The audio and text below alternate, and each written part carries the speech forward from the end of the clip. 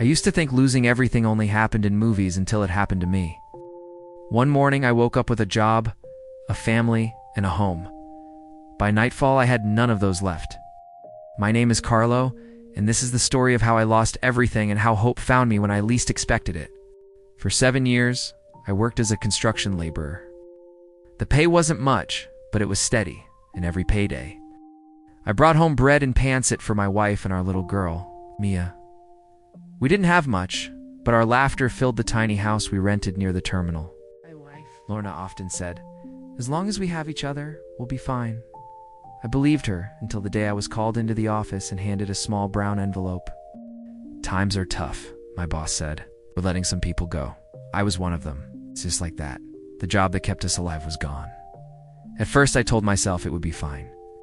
I was strong, healthy, and willing to do anything. I knocked on doors, delivery work, janitorial jobs, even as a helper in a bakery. But every time the answer was the same: "We'll call you." No one ever did. As weeks turned into months, the small savings we had vanished. We sold our TV, our refrigerator, and even the small bicycle I promised Mia I'd fix for her. Every night, I saw the worry in my wife's eyes. She tried to hide it behind smiles, but I could see how tired she was. When rent was due, I begged our landlord for another week. Gave us 3 days instead. That night, I held Mia close as she slept, her small hands wrapped around my shirt. Lorna whispered, "What will we do now?" Ah! I had no answer. All I could say was, "We'll figure it out." But deep down, I felt like a failure. The next morning, we packed what little we had left into 2 worn-out bags. I told Mia it was an adventure, but my heart broke when she asked, "Papa, are we still going home later?" We stayed with a friend for a few nights, but they had their own struggles. Eventually, we ended up on the streets. Our first night sleeping on the sidewalk was something I'll never forget. The pavement was cold, the traffic never stopped, and I couldn't close my eyes. I kept watch while my wife and daughter slept beside me, afraid someone might take our things or worse. The days were a blur of hunger and shame. I went from stall to stall at the market, asking for small jobs carrying sacks of rice, cleaning up spilled vegetables, anything to earn a few pesos. Some people looked at me with pity. Others looked away like I was invisible. At night, I'd bring back a small loaf of bread and tell Mia it was a special dinner. She always smiled and said, "It's okay, Papa. It's my favorite." Then, one day Lorna got sick. The heat, the dirt, and the sleepless nights finally took a toll on her. She had a fever and could barely stand. I carried her to a small clinic nearby, but when the nurse asked for an address and ID, I froze. We don't have one," I said. Her sighed and handed me a few paracetamol tablets. That night, Lorna cried quietly, whispering, "I wish we could go home." I wanted to say we will, but I didn't believe it anymore. The turning point came on a stormy night. The rain was merciless, soaking everything we owned. Our blankets turned to mud, and our bags were half floating in the floodwater. Mia was shivering, her lips trembling from the cold. Desperate, I ran to a nearby overpass for shelter, carrying her in my arms while Lorna followed, coughing. Remember looking up at the dark sky, shouting, "Why us? What did we do wrong?" The sound of thunder was the only reply. That's when I met him, an old man named Mang Eddie. He looked fragile, wearing torn clothes and holding a plastic bag full of bottles, but his eyes were kind. "Come here," he said, motioning us under his small tarp. "It's not much, but it's dry." That night, we shared space under that overpass with a stranger who had even less than we did, yet gave us everything he could. Over the next few days, Mang Eddie taught me how to survive.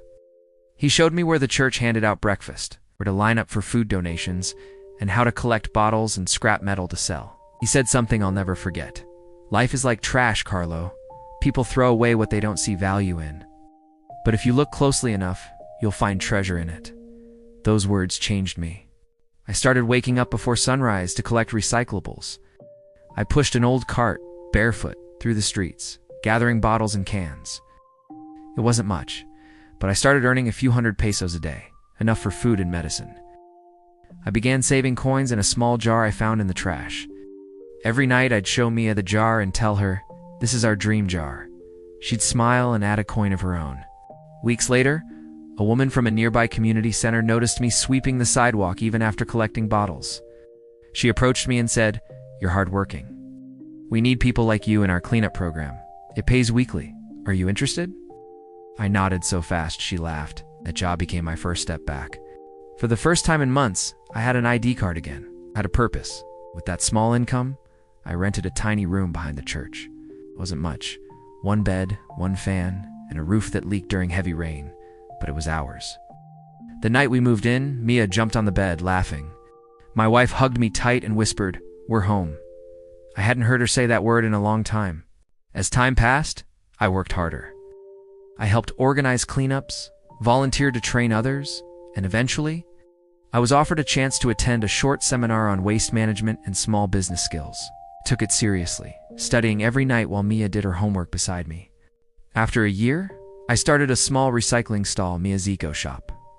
I bought plastic, cans, and cartons from other homeless people so they could earn too. My first helper was none other than Mang Eddie. When I handed him his first pay envelope, he smiled proudly and said, "See, I told you. We found treasure in the trash." Life slowly changed. We weren't rich, but we were content. We had 3 meals a day, clean clothes, and hope. Mia returned to school, and Lorna started helping at the stall. Sometimes she'd look at me and say, "You didn't just save us, Carlo, you rebuilt us." One day, I was invited to speak at the community center's event. Standing on stage, holding the microphone, I looked out at faces that reminded me of who I once was, tired, scared, and hopeless. My voice trembled as I said, "I was homeless once. I thought life had forgotten me, but it turns out I just needed to keep walking until I found the right door." Don't give up. You are not invisible. You are not worthless. You are waiting for your turn to rise. Now, every morning I open our small shop with a smile. Lorna brews coffee, Mia helps count coins, and Mang Eddie sweeps the front with his old broom. We greet every customer like family, because that's what we've become. A family that once had nothing, but now has everything that truly matters. I used to think homelessness was the end of everything. Now I know. Sometimes it's the beginning of something greater. A life built not on what you have, but on what you refuse to give up. From homelessness to hope. Thank you for watching. If this story inspired you, please don't forget to like the video. It helps the channel grow. And if you want to hear more stories of love, struggle, and triumph, make sure to subscribe and hit the notification bell so you won't miss the next one. Your support means the world together. We'll keep sharing stories that inspire and remind us all that hope is never lost.